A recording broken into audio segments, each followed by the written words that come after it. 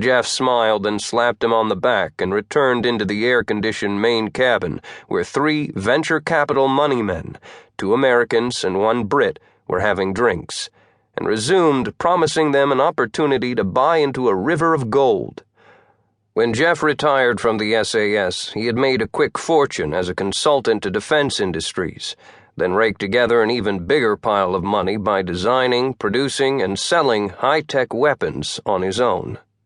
At the age of 60, he had a knighthood for his outstanding, although undisclosed, services to the empire, a Bill Gates-sized checkbook, and better hair than Donald Trump. Kyle Swanson got up, stretched, adjusted his bathing suit, and walked to the hot tub area. Jeff's wife, Lady Patricia, was in a lounge chair. She wore a big white straw hat that provided a circle of shade that protected her face. She was drinking neat whiskey and smoking a thin cigar as she read a Danielle Steele novel. Her shimmering blue one-piece bathing suit was covered by a gauzy wrap. Lady Pat had put up with being a military wife for years, and now openly enjoyed the good life. In Kyle's opinion, she had earned it. The venture capitalists had brought along the eye candy for the week of cruising among the Greek islands, their stunningly beautiful young trophy wives, who had been topless almost since the yacht left Naples 2 days ago. Now they lay bronzing on large towels beside the pool, toasting magnificent plastic breasts that gleamed with oil.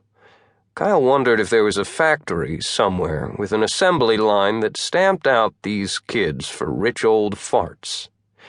He sat on the edge of the hot tub, stuck his feet in the warm water, and nodded in their direction. "You ought to do that," he told his girlfriend, Lieutenant Commander Shari Town. "You know, take off your top for a while. Looks comfortable."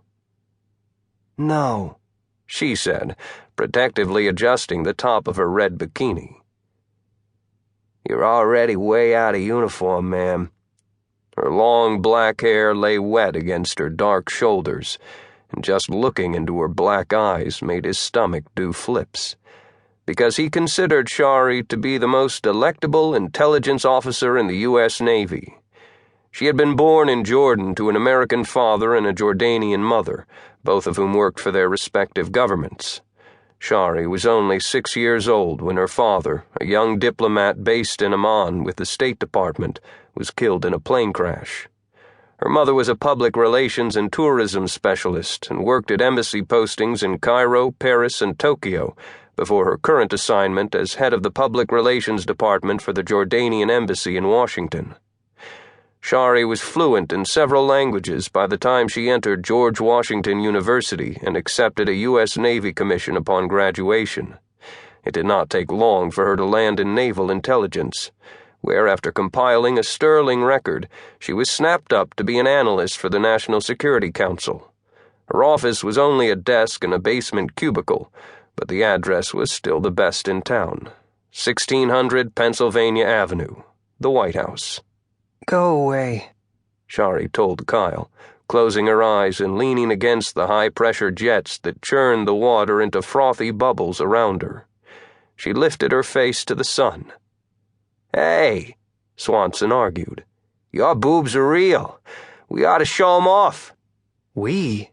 You don't get a vote on that. You want tits? Go over there and ogle the desperate housewives." Her breathing rate had not increased, and her